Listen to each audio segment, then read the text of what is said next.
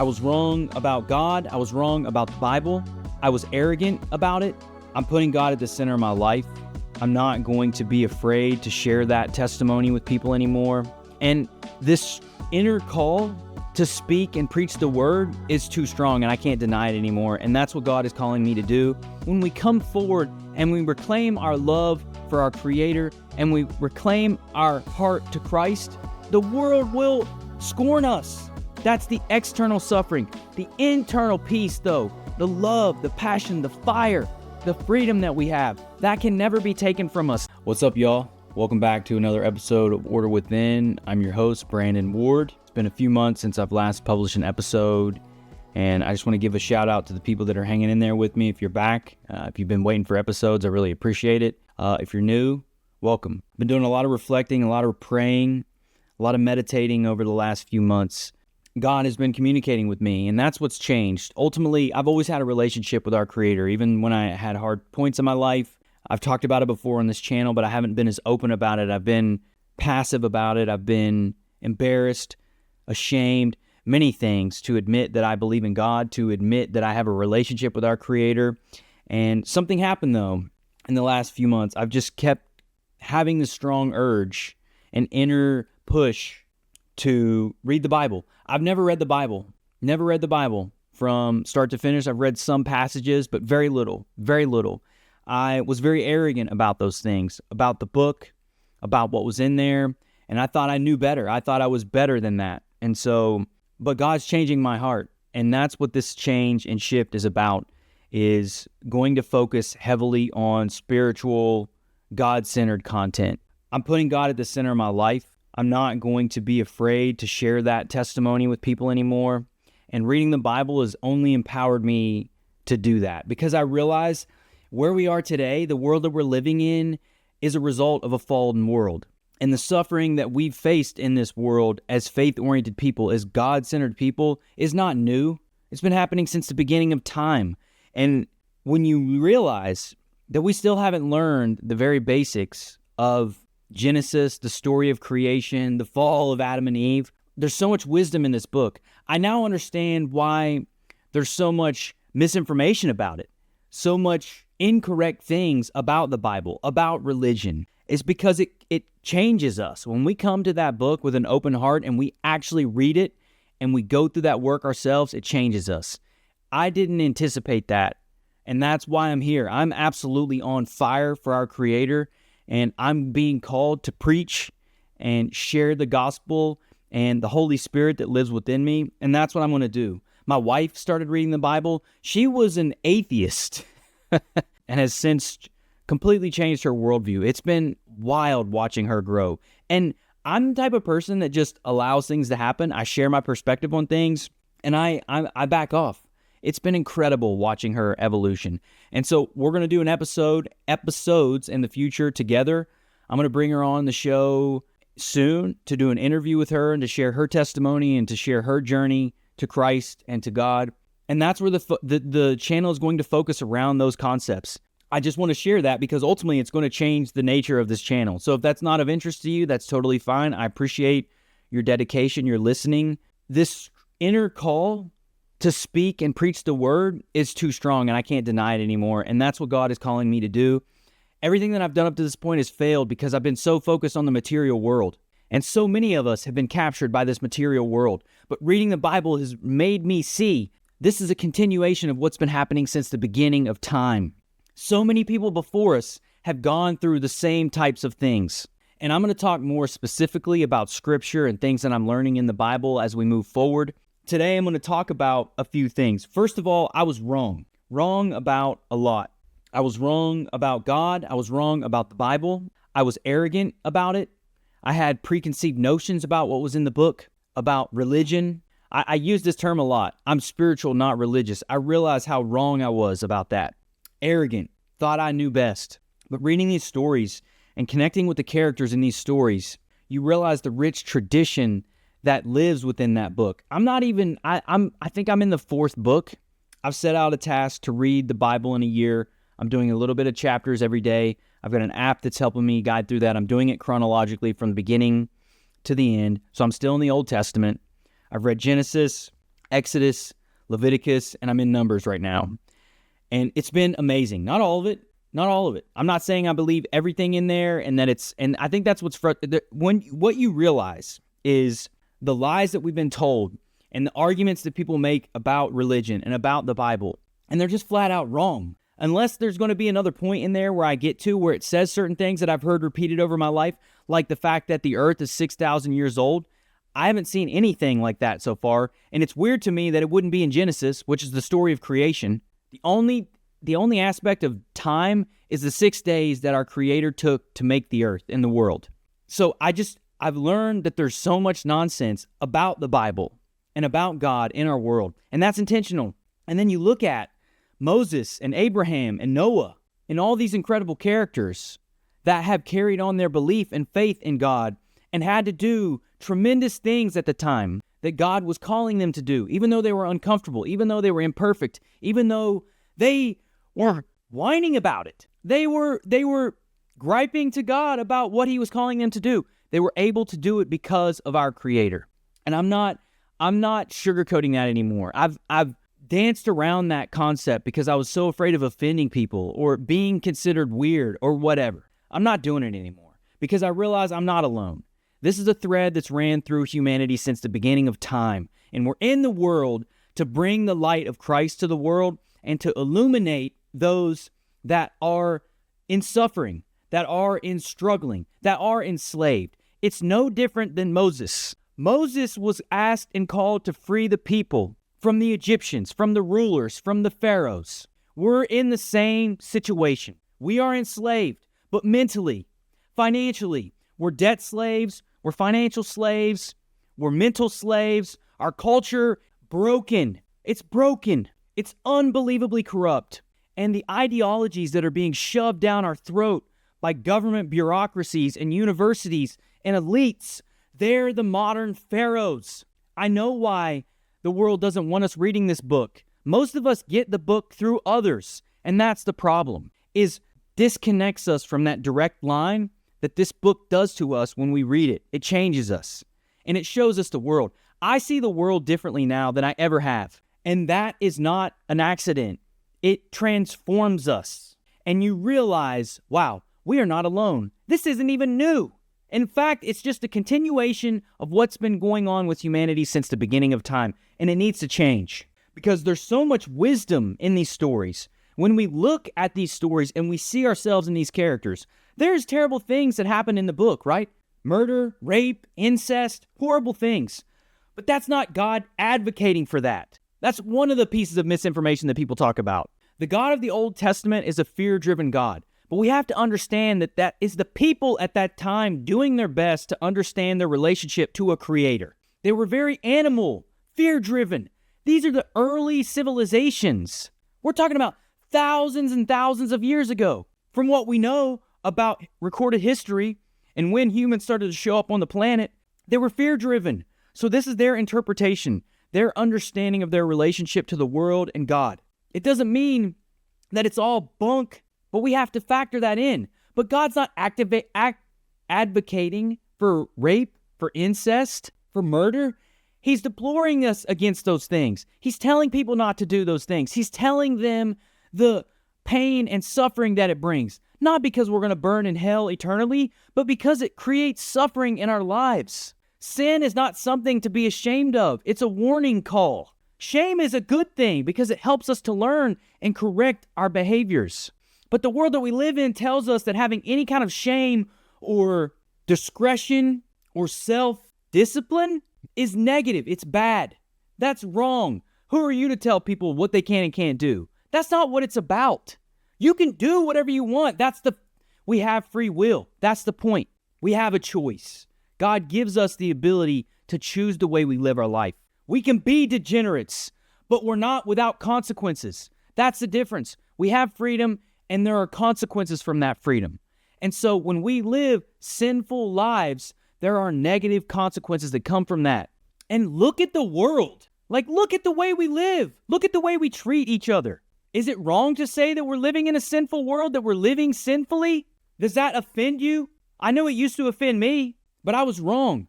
I was arrogant. I was smug about things. I thought I knew better. I thought I had more wisdom than thousands of years and testimony of people sharing their testimony of their relationship with God and their belief in God. I can't wait to get into the New Testament and just move through this book and to let this book change me and live by the wisdom that is within it. Because, again, not all of it, because I know people love to manipulate words and call you out on nonsense. They pick and choose things because people are fraudulent. They don't have any kind of inner world. They're completely consumed by a material way of living, just like the pharaohs. So the suffering is inevitable. Not internal suffering, but external suffering. That's the difference. Internal peace and power is what we find when we surrender our hearts to Christ and our Creator. That is what we are promised, and that is the promise that is always kept. If we can humble ourselves and become servants of our Creator, then we will be uplifted. We will be enriched in many ways, in ways we can't even fathom. And that's not just material words or ways. It's the inner strength and peace and love that we find. That's what changed for me. I've felt that for a very long time. But I didn't see things as clearly as I do now because of the Bible and how it's helping me to see the world. I was wrong about so much. And what makes that powerful, what makes it powerful in the Bible is that we can see ourselves in those characters, in those stories. We can relate to those individuals. There is so much injustice for those characters in that book that they deal with because of their faith, because of the things that they're trying to do, because of the way they're trying to help their people and the resistance that they face in the world. That is the suffering, the material suffering, the external suffering. When we come forward and we reclaim our love for our Creator and we reclaim our heart to Christ, the world will scorn us. That's the external suffering. The internal peace, though, the love, the passion, the fire, the freedom that we have, that can never be taken from us. That is the promise, our eternal salvation. That is what happens through Christ and our Creator. But we've been lied to. We've been misled because there is some backward things in the book. Because at the time, people were doing backward things, terrible things, stoning people, murdering, all this stuff. But we evolve, we change. The Bible, the stories are in there, are trying to educate us on these things. There are things where they talk about it's very harsh. Stoning people, I don't agree with all of it. Again, the homosexuality component, that's in there. I don't agree with that. But we have to look at the lens with which things are coming through, the times with which this was brought into. It does not negate the entirety of the book. And that was the mistake that I made. That is the mistake that I made. There's a few more things that I'm going to talk about. First, I was wrong. That's the first component. That's what this episode is about. I was just wrong. Flat out wrong, arrogant. I've already talked about that. I'm going to discuss more of that as we go on with the show. But what I want to talk about now, and a couple of pieces, and then I'm going to close the show, is secularism and God-centered living, and then I'm going to wrap the show. But secularism, it's destroying our world. Science is a wonderful thing, but it's not the only thing, and we worship it now. In this culture, in this society, in this materialistic world, we worship it. Science is a process. It's not a belief system. It's a way we approach the world to understand God's creation. They are not mutually exclusive. Religion and science need to come together. That's part of the problem. Everything is divided. Everything is separated.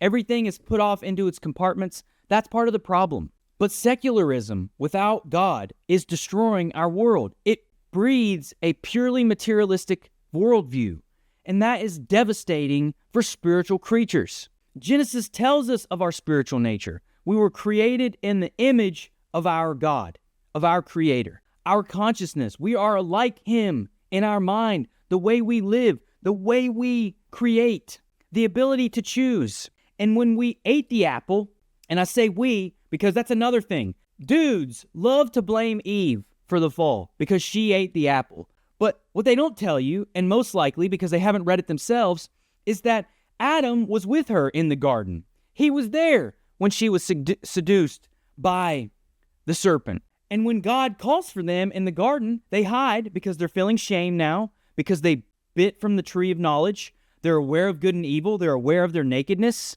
So what does that mean? That means we lost our innocence in that moment. We became aware of evil and darkness in the world. Before that, we were pure spiritual beings. Then we fell into the material world.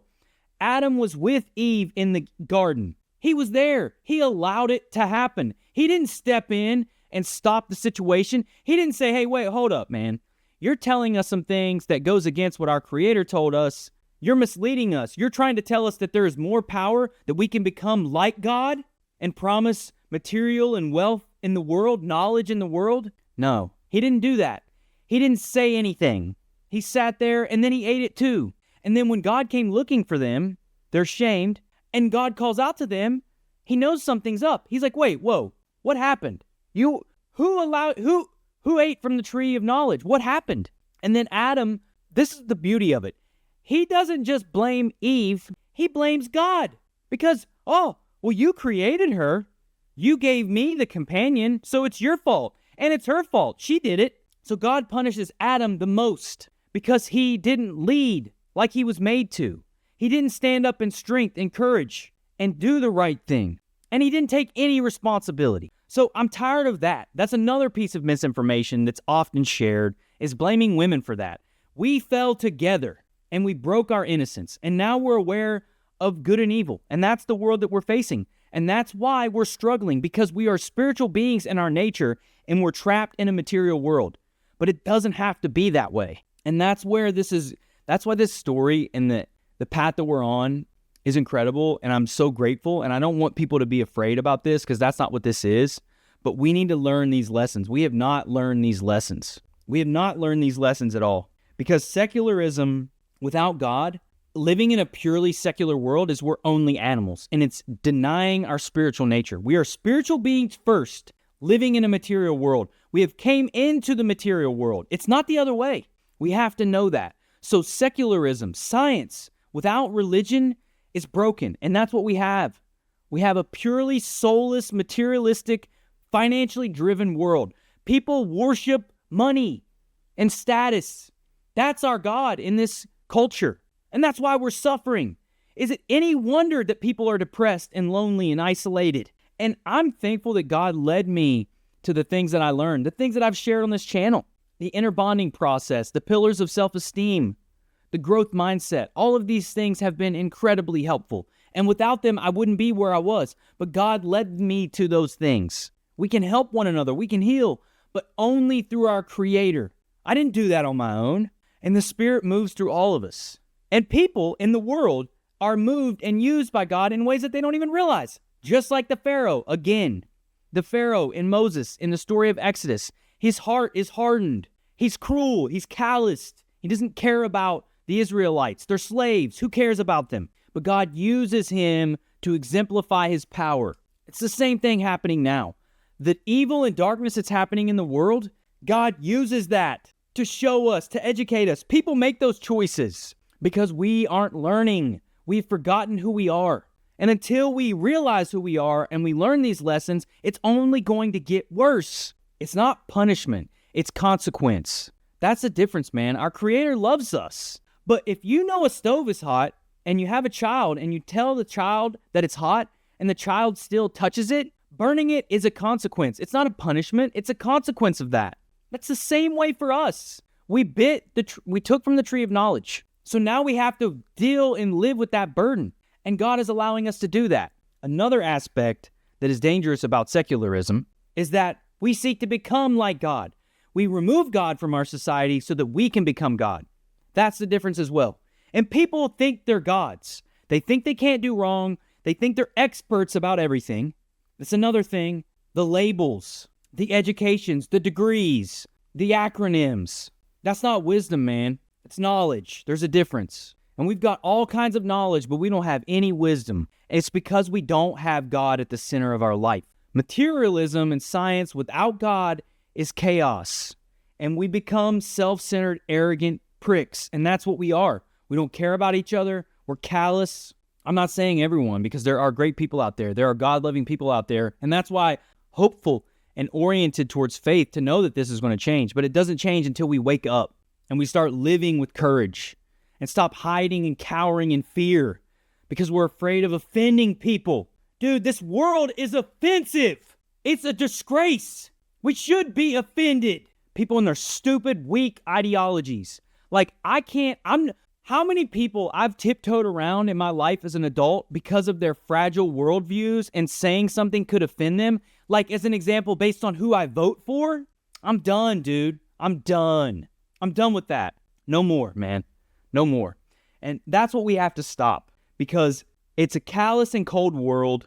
We have no humility because we think we're the peak of existence, and we are the manifestation of our Creator and the intelligence and creative power that He has given us, because He has given it to us. That's where our power comes from. He has given us our power. Nowhere else. The self exists because of God. We have the ability to create because of God. We have the ability to do anything in this world because of God. If we deny that fundamental truth, we are living lies, we are becoming gods ourselves, and we are fooling ourselves. And that is a path of destruction. And then that's exactly what we are on. And look, I'm fired up, man. I'm fired up. I'm on fire for our Creator. And that's what reading this Bible has done. And I'm sure that this is going to be offensive to some of you. I don't care. Honestly, I'm over it. I want to call people to me, as God is calling me to do, warriors in our world, spiritual warriors. That's what we need. People that are courageous in Christ, not cowards, not people who are stuck in their comforts. It's uncomfortable to do this, but we're not the only ones, man. We have an incredible legacy that we're carrying on. So many incredible human beings before us have faced hardships like this, and they persevered because of their faith and belief in God. We have to do the same thing. We must. And that's why we have to live God-centered lives. God has to be at the core of our existence. Everything that we do, we have to become humble servants to our Creator. I'm working on that. And that's what this is about. God spoke to me as like, nothing you do in the material world is going to succeed unless you become a preacher of my word and you share this word with others. And you do it unapologetically. And you do it with courage. And you do it with your imperfection. I'm not perfect. I'm not, man. I've done stupid things in the past. I've hurt people. I have regrets. I cuss too much. I like cannabis. I'm not perfect, man. I'm not a perfect person. But nobody in the Bible is. All the people that He uses and that surrender to Him are imperfect servants. That's what makes it beautiful. We don't need to be perfect. We just need to be humble. And having God at the center of our life is the key component of that. We have to allow Him to lead us. Allow Him to lead us forward. That's the only way we do this, is we allow Him to lead us forward. Without God leading us, we are misled by false idols like we have in our world now. False leaders, cowards, weak people that only care about themselves, only care about material wealth. Those are not the leaders we need to be following. God is our leader. We have to allow Him to lead our lives. So find the courage in your heart, if this message resonates with you, to pray to Him and ask for Him to lead you in your life. Ask for Him to be of service. Ask how you can be of service. You have gifts and talents and abilities to do incredible things in the world. God needs you. We need you. So listen to your heart. Call out to Him, and He will lead your life. I promise you. I see it happening everywhere. Because the beautiful thing is it's a rich tradition of empowered people that we're a part of. This legacy of religion and Christianity and faith and belief in God is a beautiful thing. And they're the biggest religions in the world. The Islamic faith, the Jewish faith, and the Christian faith are all based out of the Abrahamic stories. So the Old Testament and those things, the root of those things, we just have different interpretations, obviously, on what that means. At the foundation of it is God. And so I deplore you, if you feel this calling in your heart, answer that call. We need people more than ever now to go out and do this work. Now is the time. Because ultimately, the peace and power that comes from this is incredible. That's why living God-centered lives is so incredible. It's the answer to what we need in our life. If you're depressed, if you're lonely, if you're isolated, if you surrender your heart to God, He will lead you to solutions that will take you to where you need to be, that will help you to heal. And as I said already, the Bible shares the challenges that we face. The Bible reveals these challenges that we face as a faith-oriented people. It's inevitable, man. This is what happens. We live in a godless world. So naturally, when you support God and you believe in God, you're going to be met with resistance. That's where we are. Like, it's insane that it's controversial to some that killing a baby full term is wrong. That mutilating children because of gender nonsense that they've been fed is wrong. Like, that's offensive to people. That's mind-boggling to me. We've completely lost our way. This is the ideology of secularism. So we're not alone in these challenges. The Bible reveals to us what we have to expect. That doesn't mean we internally suffer. That doesn't mean we're internally alone. God is always with us. He will lead us to the things that we need. However we can heal, whether it's food, whether it's therapy, whatever it is, He will lead us to what is best for us based on our own journey. That's the power of it. He literally lives within us. And we have to give our lives to Him if we want to be fulfilled and happy and living meaningful lives. Because one thing that I've learned is that the highest possible calling in life for me to live is one that God envisions. It's not a slavery. This is slavery. A world without God and secularism is slavery. That is slavery, not surrendering your life to a creator that loves us. That's the lie. That's more forms of the lie. That's the deception of Satan and Lucifer. That's the great misleading, is you can become like God. You can have the power. You can have all your wishes fulfilled. All that you must do is surrender your eternal soul. That's where we are, man. This is Lucifer's way. This is his culture. Because there's a lot of frauds out there, a lot of fake people, a lot of people misleading others who have hatred and anger in their heart, and they need to heal. And I'm sick of it, man. I'm so sick of it. And just the misinformation around Bible, God, all of these things. That's what I realized I was wrong. I was so wrong about it. And I can't wait to continue on. And I'm very excited about this shift. I hope you are too. I'm going to continue on with the biblical themes. When I bring on guests, it's going to be around their testimony, their relationship and journey to God. I'm going to try and find individuals that have been through hell and back, and how their relationship with God and Christ has changed it for the better. There's a revival happening right now. It is bursting all over the world. I'm going to bring my wife on, and we're going to talk more. We're going to have episodes together. We're going to talk about cultural things, our marriage. We're going to talk about things that we see. And I'm going to do the solo pods, continuing. I'm going to do scripture episodes. We're going to do all kinds of stuff. This is going to be a God-centered channel, because ultimately, order within is created from our God, from that relationship that we have with our Creator. That is how we create order within ourselves, is by connecting to God. That is the ultimate path to order within, is through our Creator. There's no other way. Everything else is false. It's temporary, it's phony, and that doesn't negate the things that I've shared on this channel. Meditation, inner bonding, journaling, all those things still help us. But without God at the center of those activities, it is moot, and it won't take us to where we need to be, and it will not fulfill us in the ways that we wish to be fulfilled. That is the difference. We have been crying out to our Creator. The world has been hell for centuries. I mean, honestly, forever. It's gotten better in some ways, but it's gotten worse in a lot of other ways. Now is the time to answer that call.